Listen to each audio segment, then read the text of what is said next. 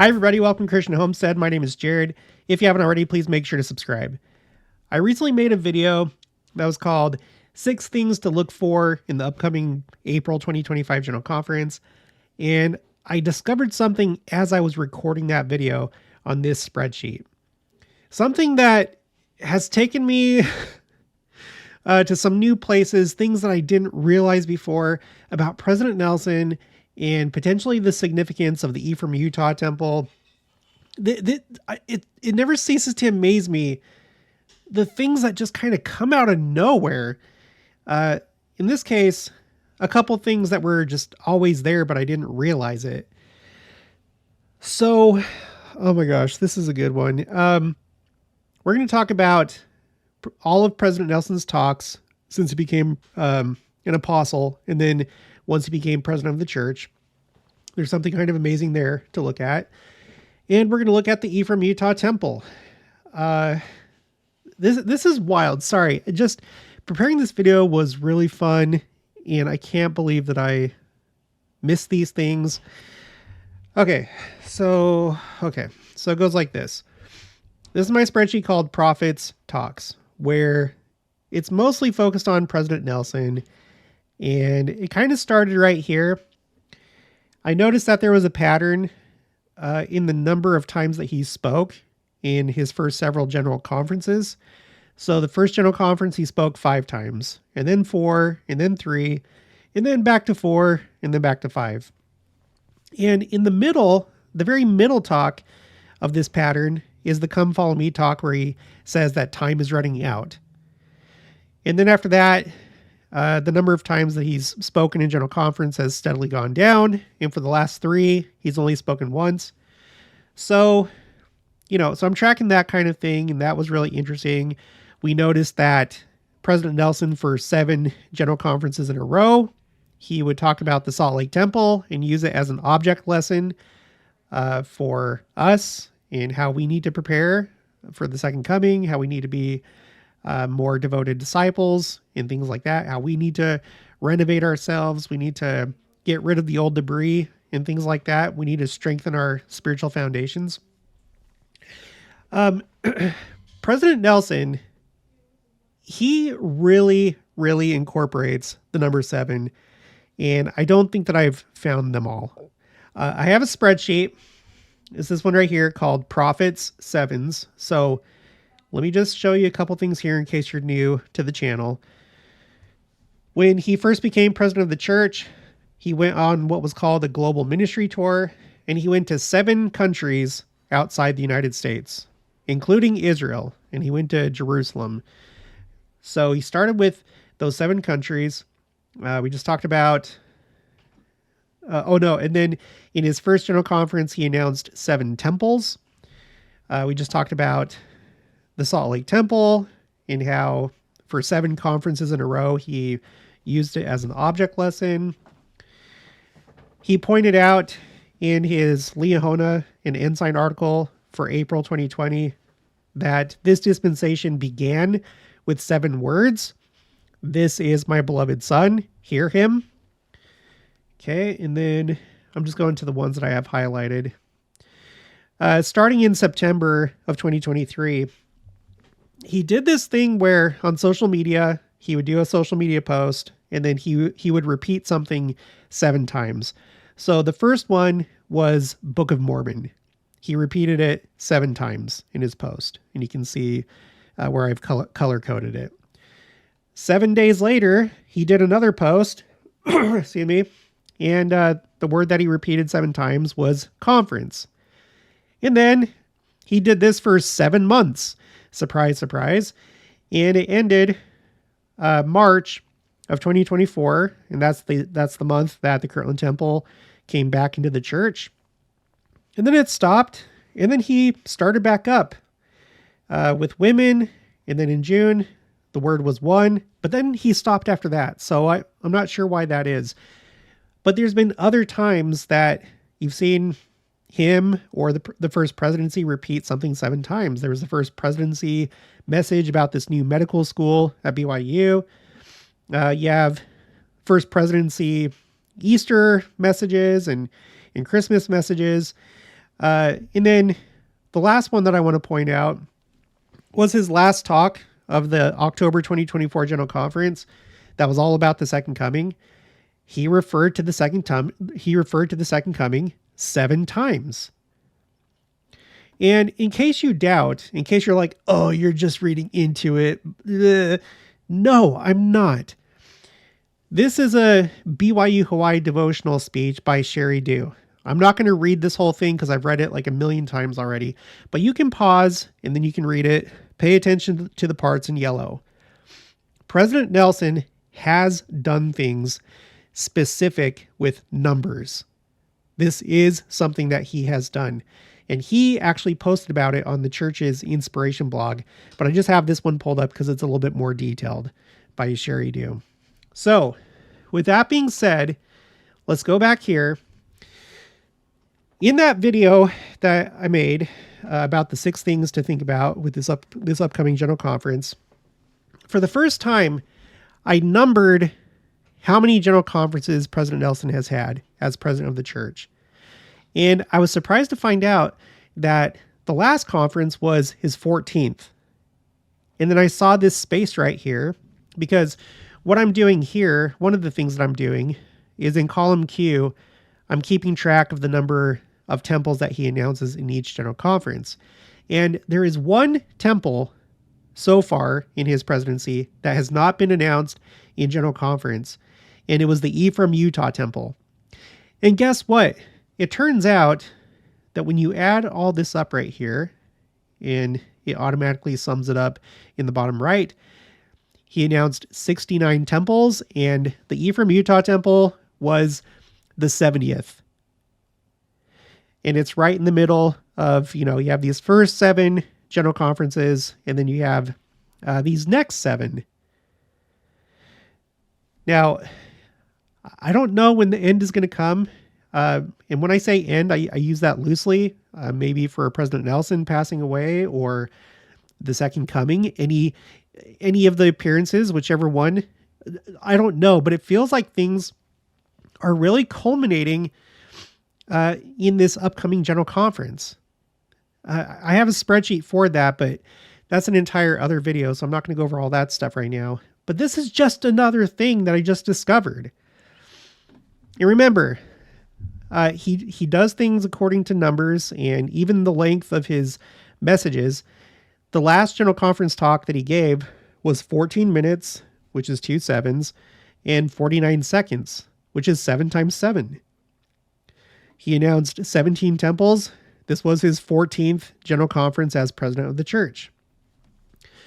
So, excuse me, I wanted to look into the Ephraim Utah Temple and see if I could figure out why that temple would be special, why it would be in the middle of this, why it would be the 70th. And I don't think that it's a mistake. And I found out some really interesting things about the Ephraim Utah Temple that I didn't know until now. But before we go to that, just really quick, I want to point this out. I have another spreadsheet called Prophets Talks, President Nelson. And I listed all of his talks that he's ever given in General Conference. Let me zoom in so we can see this a little bit easier. He gave one in 1968 when he was, which one do I click on? Oh, this one, president of the Bonneville Stake. But I started numbering them once he became an apostle, 1984. And take a look at this. So you have his 7th talk. So you have 7 times 1. You have his 14th talk, which is 7 times 2. You get the idea. 21st talk, which is 7 times 3. And what happens is really interesting. His last talk before becoming president of the church was his 70th talk as an apostle. And then he starts off his presidency with his 71st talk. After that, so now I'm right here in these 2 columns, I'm starting to number the number of talks that he's given as president of the church. There's another really interesting thing. We're going to skip the Hosanna shout because it wasn't really a talk. It was instructions. So just keep that in mind. But as you continue up until his most recent talk, guess what? His big second coming talk was a multiple of 7. It was his 112th talk as an apostle, which is 7 times 16, and his 42nd talk as president of the church, which is 7 times 6. I don't think that's coincidence. I don't know what it means. Frankly, I don't even know if he's completely aware of all these. Like, maybe he is. Maybe some of it is being inspired and he's not aware. I don't know, but isn't that weird? His last talk before becoming president of the church was his 70th talk. And then, again, the Ephraim Utah Temple, the only one during his presidency that was announced outside of General Conference, was his 70th temple that he had announced. It's too much. It's too much. But whether it's him or the Lord or both of them together, something is happening. It is intentional. You can't say that it's not intentional by somebody. Okay, so let's move on. Let's see. Let me just make sure. Okay, we already hit those two up. Okay, so this is a YouTube video. It was a pre-recorded message of President Nelson announcing the Ephraim Utah Temple. It was interesting to watch. I'll put a link for it in the description box below. As of right now, at the time that I'm making this video, the Ephraim Utah Temple is under construction. I wanted to go to the Bible dictionary and just see what it said about Ephraim, because when it was first announced, that's what stuck out. That's what stuck out to me, that it's in Ephraim, Utah. And I felt like there was something to that. Ephraim means fruitful. And then I want to read this last paragraph. Ephraim was given the birthright in Israel. And in the last days, it has been the tribe of Ephraim's privilege first to bear the message of the restoration of the gospel to the world and to gather scattered Israel, which we know that's one of President Nelson's phrases. The time will come when, through the operation of the gospel of Jesus Christ, the envy of Judah and Ephraim shall cease. Okay. And then I came across this video on YouTube. This is the Church Newsroom YouTube channel. And it's a video of the groundbreaking ceremony for the Ephraim Utah Temple. And President Nelson, there's a couple interesting things that happened with this event, including what he said.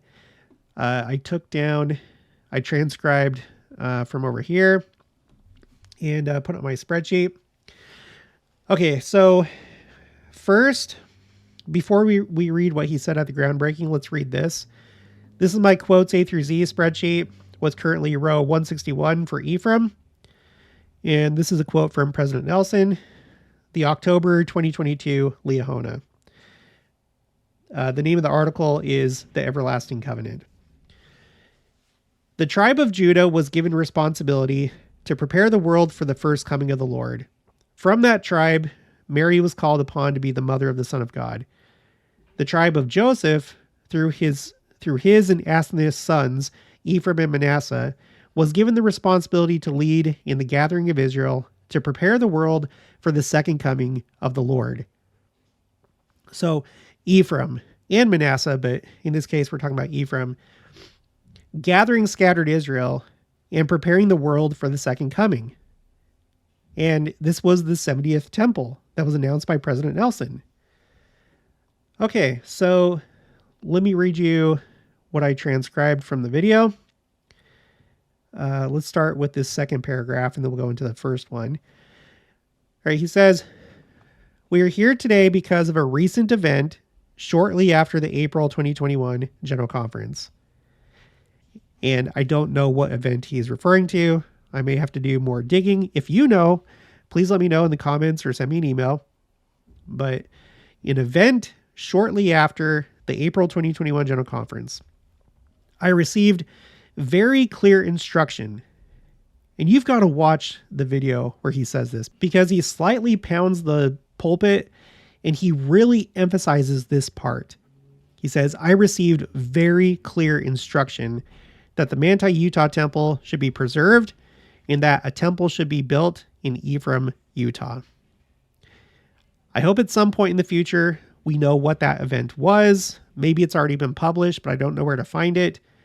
But something happened and he received very clear instruction.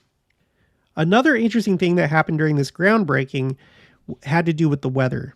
So the first paragraph says, this is like right when he gets up to the microphone. I felt sorry for you as you were being cooked in the oven out there, and we were in the shade, and then we got some help. A little heavenly help. This isn't the first time I've seen this kind of thing. So he's referring to rain, but there's more. I have this other quote. This is from Deseret News. And for this, we're going to go directly to the Deseret News article. It's very short. It's by Sarah Jane Weaver. As President Russell M. Nelson concluded the prayer, so now this is like at the end. So what he said before was before the groundbreaking and before the dedicatory prayer for the groundbreaking. So this is after. As President Russell M. Nelson concluded the prayer dedicating the site of the future Ephraim Utah Temple on Saturday, August 27th, rain began to fall. The rain continued as the leader of the Church of Jesus Christ of Latter-day Saints and others turned the soil. Jude Price, who has deep Sanpete Valley family roots, and is President Nelson's first cousin once removed, watched the rain and immediately claimed to know the source. As President Nelson left the groundbreaking ceremony, she yelled out to him, "These are the tears of joy of our ancestors," she said. Moments later, the heavens opened and the sprinkles of rain became a downpour. President Nelson's participation in the groundbreaking ceremony was a surprise to those gathered for the ceremony. In contrast to the pomp and circumstances that usually would greet a surprise guest of his stature, however, the prophet's arrival was met with reverence, sacred silence, and many tears. Which is interesting because that's how it went with the rededication of the Manti Utah Temple. It was going to be Elder Razban, but in a surprise appearance, President Nelson came and he was the one that rededicated the temple. I feel like these are foreshadowings of the second coming. I think that's how the second coming is going to happen. Whichever appearance you want to talk about or pick, I think that's how it's going to be. Just, you think that things are going like normal, you're attending your meetings, you're going to the temple, whatever, and then something's going to happen one of these days. Okay. And then President Nelson has seen a number of these rain events. And I have them here, or the ones that I know of. I have them here on my spreadsheet called Signs, Church Specific. And these rows that are blue are rows that have to do with rain. Rain being postponed or stopped or paused. It's interesting to note, this happened with the Palmyra, New York temple dedication. And we know that that was a really significant temple. It's the 77th temple of the church and the temple closest to the Sacred Grove. So you had a rain event there. And this also happened at the Independence Visitor Center dedication. Now remember, right now it's being used as a visitor center, but it was built according to the specifications that were revealed to Joseph Smith for the temples of the 24 temple complex.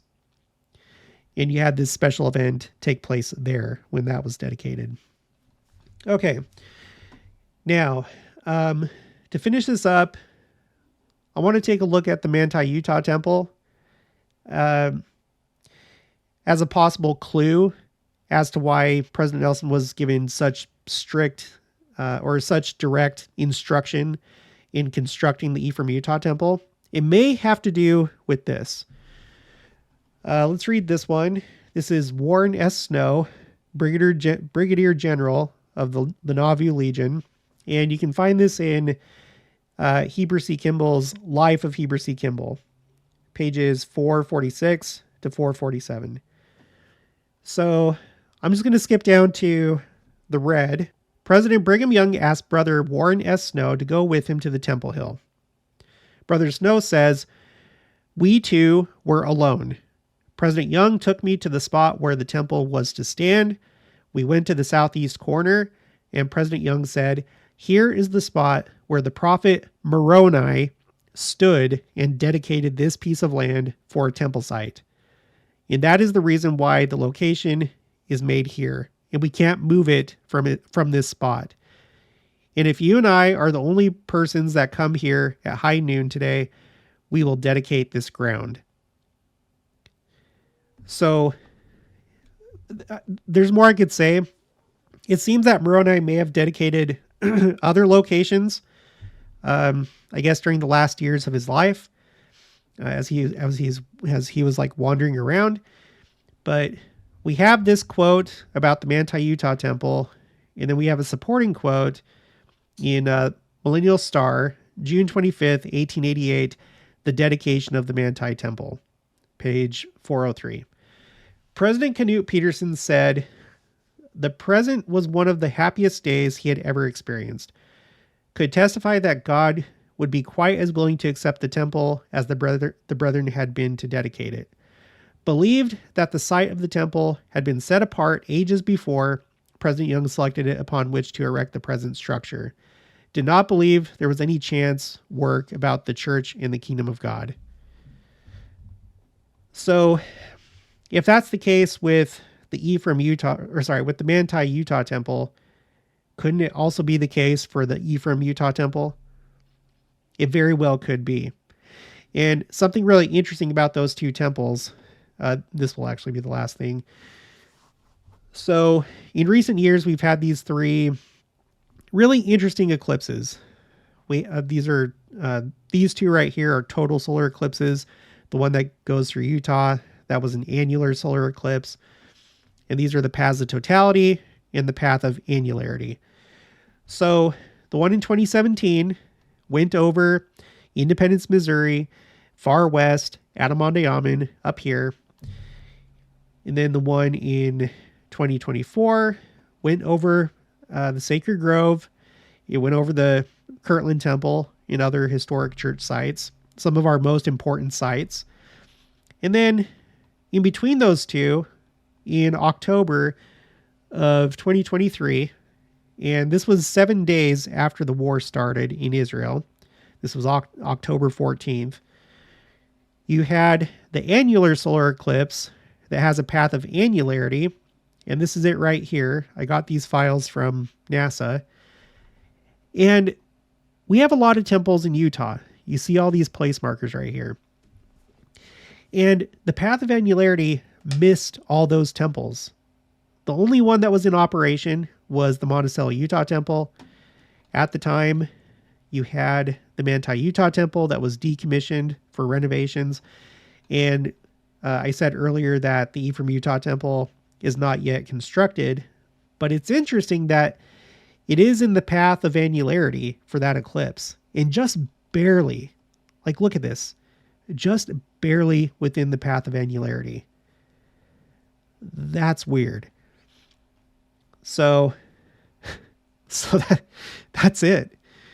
President Nelson, 7s, 70s, multiples of 7, Ephraim Utah Temple, the 70th temple announced by President Nelson. I don't know what to tell you. I don't know. But what I can say is that this is maybe one more reason that this upcoming General Conference will be special. We'll just have to wait and see. That's going to be it for this one. So if you haven't already, please make sure to subscribe, like this video if you liked it, leave your thoughts and opinions down in the comments below. Also make sure to share it, and I'll talk to you guys later.